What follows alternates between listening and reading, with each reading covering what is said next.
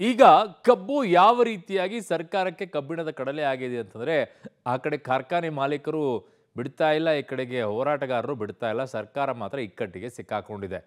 ನನಗೇನು ಸಂಬಂಧ ಇಲ್ಲ ಅಂತ ಸರ್ಕಾರ ಕೂತ್ಕೊಳ್ಳೋಕ್ಕಾಗಲ್ಲ, ಯಾಕಂದ್ರೆ ನಾಳೆ ಬುಡಕ್ಕೇನೆ ಬಂದ್ಬಿಡುತ್ತೆ. ಇದರ ಮಧ್ಯದಲ್ಲಿ ಸರ್ಕಾರ ಕಾರ್ಖಾನೆ ಮಾಲೀಕರಿಗೆ ಏನು ಹೇಳ್ತಾ ಇದೆಯಲ್ಲ, ಆ ಕಾರ್ಖಾನೆ ಮಾಲೀಕರಲ್ಲಿ ಅನೇಕ ಸಚಿವರು ಇದ್ದಾರೆ. ಸಿಹಿ ಸುದ್ದಿಯ ಸುಳಿವನ್ನ ಲಕ್ಷ್ಮೀ ಹೆಬ್ಬಾಳ್ಕರ್ ಕೊಟ್ಟಿದ್ದಾರೆ. ಅವ್ರದ್ದು ಇದೆ, ರೈತರಿಗೆ ಇವತ್ತೇ ಸಿಗುತ್ತಾ ಸಿಹಿ ಸುದ್ದಿ. ಸಿಹಿ ಸುದ್ದಿಯ ಸುಳಿವನ್ನ ಸಚಿವೆ ಲಕ್ಷ್ಮೀ ಹೆಬ್ಬಾಳ್ಕರ್ ಅವರು ಕೊಟ್ಟಿದ್ದಾರೆ. ಸೊ ಹಾಗಿದ್ದಾಗ ಏನು 3,400 ರೂಪಾಯಿನ ಅಥವಾ 3,500 ರೂಪಾಯಿನ? ಯಾವುದು? 3,400ವರೆಗೂ ಕೂಡ ರೈತರು ಬಂದು ನಿಂತ್ಕೊಂಡಿದ್ದಾರೆ. ನಮಗೆ 3,400 ಸಿಕ್ಕರೂ ತೊಂದರೆ ಇಲ್ಲ ಅಂತ ಹೇಳಿ. ಸೊ ಹಾಗಾಗಿ ಈಗ ಮೇಡಮ್ ಅವ್ರು ಹೇಳಿರುವಂಥದ್ದೇನು, ಕಾರ್ಖಾನೆ ಮಾಲೀಕರಿಗೆ ಕಷ್ಟವಾದರೂ ಕೂಡ ರೈತರು ಕೇಳಿದ ಬೆಲೆಯನ್ನ ಕೊಡಬಹುದು. ಸೊ ಹಾಗಿದ್ದಾಗ ಇವತ್ತು ಕಾರ್ಖಾನೆ ಮಾಲೀಕರು ಒಪ್ಕೊಂಡ್ರ ಆಗಿದ್ದಾಗ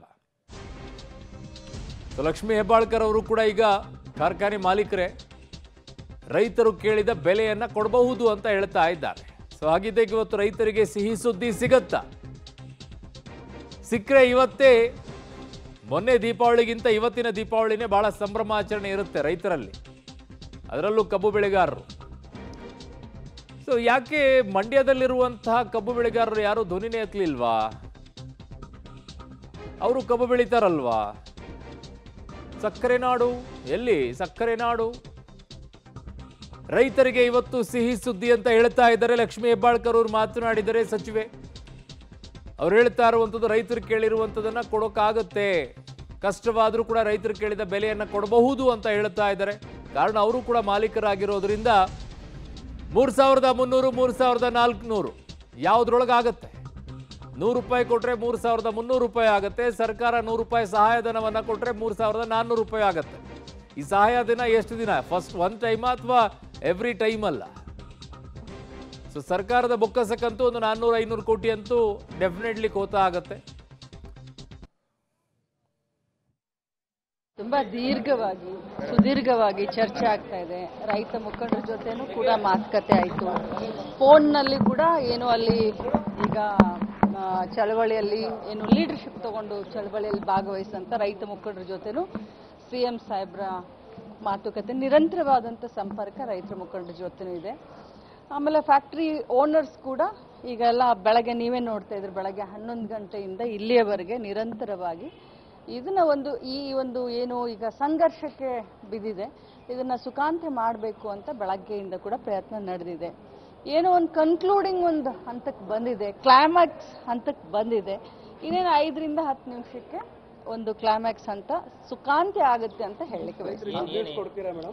ಖಂಡಿತವಾಗ್ಲೂ ನಾನು ಮುಂಚೆಯಿಂದನೂ ಹೇಳ್ತಾ ಇದ್ದೀನಿ, ವಿನ್ ಸಿಚುವೇಶನ್ ಅಂತ ಹೇಳ್ತಾ ಇದ್ದೀನಿ. ರೈತರಿಗೂ ಗುಡ್ ನ್ಯೂಸು, ಫ್ಯಾಕ್ಟ್ರಿ ಓನರ್ಗೂ ಸ್ವಲ್ಪ ಕಷ್ಟ ಆದರೂ ಪರವಾಗಿಲ್ಲ, ಬಟ್ ಎಲ್ಲರಿಗೂ ಅನುಕೂಲ ಆಗುವಂಥ ಡಿಸಿಷನ್ ಇನ್ನೊಂದು 5ರಿಂದ 10 ನಿಮಿಷದಲ್ಲಿ ಮಾನ್ಯ ಮುಖ್ಯಮಂತ್ರಿಗಳ ತಮ್ಮ ಎದುರುಗಡೆ ಹೇಳ್ತಾರೆ. ಬಟ್ ಇಷ್ಟು ಮಾತ್ರ ಹೇಳ್ತೀನಿ, ಗುಡ್ ನ್ಯೂಸ್ ಅಂತ ಹೇಳಿ. ನನಗೆ ಗೊತ್ತಿಲ್ಲ ರೀ, ನಾನಂತರೂ ಮೀಟಿಂಗ್ನಲ್ಲಿ ಇಲ್ಲಿವರೆಗೆ ಕೂತಿದ್ದೆ. ಯಾವುದೋ ಒಂದು ಪ್ರಾಬ್ಲಮ್ ಇದ್ದಿದ್ದಕ್ಕೆ ನನ್ನ ಪಾಡಿಗೆ ಬೇಗ ಆ ಕಡೆ ಹೋಗೋಣ ಅಂತ ಎದ್ದು ಬಂದೆ. ಬಟ್ ತಾವು ಕರೆದ್ರಿ ಅಂತ ರಿಯಾಕ್ಟ್ ಮಾಡಿ ಎಷ್ಟಕ್ಕಾದ್ರೂ ಒಪ್ಕೊಳ್ಬಹುದು ಫ್ಯಾಕ್ಟ್ರಿ ಓನರ್ಸ್ ಅದನ್ನ ಮಾನ್ಯ ಮುಖ್ಯಮಂತ್ರಿಗಳು ಹೇಳಿದ್ರೆ ಚೆನ್ನಾಗಿರುತ್ತೆ. ಓಕೆ, ಹಾಗಿದ್ದಾಗ ಈಗ ಲೆಕ್ಕಾಚಾರಗಳಿರುವಂಥದ್ದು 3,300 3,400 ಈ ಆಸ್ಪಾಸ್ನಲ್ಲಿದೆ. 3,500 ಹೋಗುವಂಥ ಪರಿಸ್ಥಿತಿಯಲ್ಲಿ ಈಗ ಇದ್ದಂಗಿಲ್ಲ. ಹಾಗಾಗಿ 3,300ರಿಂದ 3,400 ಒಳಗಡೆಗೆ ಇರುತ್ತೆ. ಅದು ಫಿಕ್ಸ್ ಎಲ್ಲಿಗಾಗುತ್ತೆ? 3,300 ಆದರೆ ರೈತರು ಒಪ್ಕೊಳ್ತಾ ಇಲ್ಲ. ಸೊ ಹಾಗಾಗಿ ಅದು ಫೈನಲಿ 3,400ಕ್ಕೆ ಬರುತ್ತಾ? ರೈತ ಮುಖಂಡರು ಎಲ್ಲಿಗೆ ಬರ್ತಾರೆ? ಬೆಳಗ್ಗೆಯಿಂದಲೂ ಕೂಡ ಬಾರ್ಗೇನಿಂಗ್. ಒಂದು ಅಂಗಡಿಗೆ ಹೋದರೆ ಒಂದು ಹೆಣ್ಮಗಳು ಸೀರೆ ತೊಗೋಬೇಕು ಅಂತಂದರೆ 10,000 ರೂಪಾಯಿ ಸೀರೆನ, ಅಯ್ಯಪ್ಪ ಇಷ್ಟು ಯಾರು ಕೊಡ್ತಾರೆ? 5,000 ರೂಪಾಯಿ ಕೊಡ್ತೀರಿ ಕೊಡು ಅಂತಾನೆ. ಅವನಿಲ್ಲ ಅಂತ 8,000 ಹೇಳ್ತಾನೆ, ಆಮೇಲೆ 6,000, ಆಮೇಲೆ ಫೈನಲಿ 5,500ಕ್ಕೆ ಬರುತ್ತೆ. ಅದು ಹಾಗೆ ಲೆಕ್ಕಾಚಾರಗಳು. ಈಗ ಕೂತ್ಕೊಂಡ್ಬಿಟ್ಟು 3,500 ಅಂತ ರೈತರು ಕೇಳಿದರು, 3,200ವರೆಗೂ ಓಕೆ ಅಂದರು.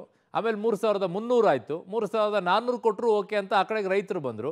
ಇವರು ಬಿಟ್ಟಿದ್ದಾರೆ, ಅವರು ಬಿಟ್ಟಿದ್ದಾರೆ. ಈಗ ನಡು ಬಂದು 3,300 3,400 ಅಥವಾ 3,350 ಎಲ್ಲೋ ಒಂದು ಕಡೆಗೆ ಬಂದು ಕೂತ್ಕೊಳ್ಳುತ್ತೆ.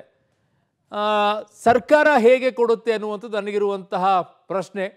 ಒನ್ ಟೈಮ್ ಕೊಡುವಂಥದ್ದ ಅಥವಾ ಪ್ರತಿ ಬಾರಿಯೂ ಕೂಡ ಒಂದು 100 ರೂಪಾಯಿ ಸಹಾಯಧನವನ್ನು ಕೊಡುವಂಥದ್ದ?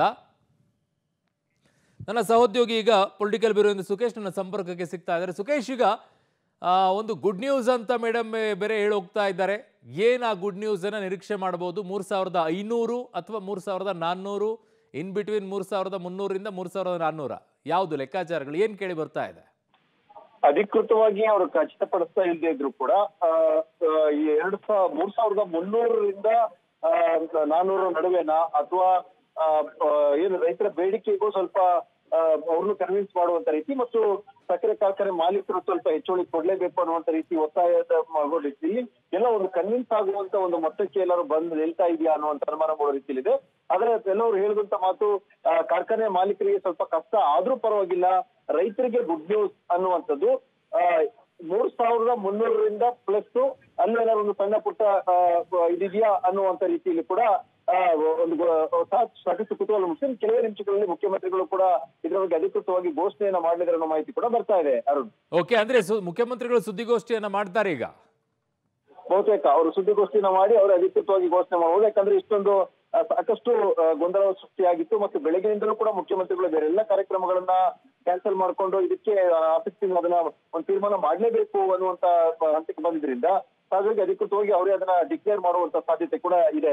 ಓಕೆ ಸುಖೇಶ್, ನಿಮ್ಮೆಲ್ಲ ಮಾಹಿತಿಗೆ ಧನ್ಯವಾದಗಳು. ಇನ್ನು ಕೆಲವೇ ಕ್ಷಣಗಳಲ್ಲಿ ರಾಜ್ಯದ ಮುಖ್ಯಮಂತ್ರಿ ಸಿದ್ದರಾಮಯ್ಯನವರು ಸುದ್ದಿಗೋಷ್ಠಿಯನ್ನ ಮಾಡಲಿದ್ದಾರೆ. ಸೊ ರೈತರಿಗೆ ಯಾವ ರೀತಿಯಾದಂತಹ ಗುಡ್ ನ್ಯೂಸ್ ಸಿಗುತ್ತೆ ಈ ವಿಚಾರದಲ್ಲಿ ಅಂತ ನೋಡೋಣ. ರೈತರು 3500 ಹೇಳಿದ್ರು, 3400ವರೆಗೂ ಓಕೆ ಅಂತ ಹೇಳಿದ್ರು ಫೈನಲಿ. ಈಗ ಅದು 3350 ಅಥವಾ 3400 ಯಾವುದಕ್ಕೆ ಬಂದು ಕೂತ್ಕೊಳ್ಳುತ್ತೆ? ಸರ್ಕಾರ ಸಹಾಯಧನ ಮಾಡೋದಾದ್ರೆ ಹೇಗೆ ಸಹಾಯಧನ ಮಾಡುತ್ತೆ? ಪ್ರತಿ ಬಾರಿಯೂ ಕೂಡ ಸಹಾಯಧನ ಮಾಡೋದಾದ್ರೆ ನಾಳೆ ಇನ್ನೊಂದು ಕ್ರಾಪ್ನವರು ಕೂಡ ಕೇಳ್ತಾರೆ, ಅವಾಗ್ಲೂ ಕೂಡ ಸಹಾಯಧನ ಆಗುತ್ತಾ, ಹೇಗೆ ಇದು ಎನ್ನುವಂಥದ್ದನ್ನ ನೋಡಬೇಕಾಗಿದೆ. ಈಗ ಸದ್ಯಕ್ಕೆ ಈಗ ಆಗ್ತಾ ಇರುವಂಥ ಬೆಳವಣಿಗೆ, ಮುಖ್ಯಮಂತ್ರಿಗಳು ಕೆಲವೇ ನಿಮಿಷಗಳಲ್ಲಿ ಸುದ್ದಿಗೋಷ್ಠಿಯನ್ನ ನಡೆಸಲಿದ್ದಾರೆ, ಅಧಿಕೃತವಾಗಿ ಘೋಷಣೆಯನ್ನ ಮಾಡಲಿದ್ದಾರೆ. ಈಗಷ್ಟೇ ಸಭೆಯಿಂದ ಆಚೆ ಬಂದಂತಹ ಸಚಿವೆ ಲಕ್ಷ್ಮೀ ಹೆಬ್ಬಾಳ್ಕರ್ ಅವರು ಹೇಳೋಗಿದ್ದಾರೆ, ರೈತರಿಗೊಂದು ಗುಡ್ ನ್ಯೂಸ್, ಕಾರ್ಖಾನೆ ಮಾಲೀಕರಿಗೆ ಸ್ವಲ್ಪ ಕಷ್ಟ ಆದರೂ ಚಿಂತೆ ಇಲ್ಲ, ರೈತರ ಪರವಾಗಿ ಅವರ ಬೇಡಿಕೆಯನ್ನು ಈಡೇರಿಸ್ತೀವಿ ಅನ್ನೋದನ್ನ ಹೇಳಿದ್ದಾರೆ. ಸ್ವತಃ ಅವರು ಕೂಡ ಮಾಲೀಕರೇ ಆಗಿರೋದ್ರಿಂದ ಲೆಕ್ಕಾಚಾರಗಳು ಅವ್ರಿಗೂ ಇರುತ್ತೆ. ರೈತರ ಬೇಡಿಕೆ ಇವತ್ತೇ ಈಡೇರುತ್ತಾ? ಬಾರ್ಗೇನಿಂಗ್ ತುಂಬಾ ಚೆನ್ನಾಗಿತ್ತು ಇವತ್ತು. ಕೆಲವೇ ಕ್ಷಣಗಳಲ್ಲಿ ಸಿಎಂ ಸುದ್ದಿಗೋಷ್ಠಿಯನ್ನ ಮಾಡಲಿದ್ದಾರೆ. ರೈತರ ಬೇಡಿಕೆ ಇವತ್ತೇ ಈಡೇರುತ್ತೆ ಅನ್ನುವಂಥ ವಿಶ್ವಾಸವನ್ನ ಸಚಿವೆ ಕೂಡ ವ್ಯಕ್ತಪಡಿಸಿಕೊಂಡು ಹೋಗಿದ್ದಾರೆ. ಕೆಲವೇ ಕ್ಷಣಗಳಲ್ಲಿ ಮುಖ್ಯಮಂತ್ರಿಗಳು ಸುದ್ದಿಗೋಷ್ಠಿಯನ್ನ ನಡೆಸ್ತಾರೆ.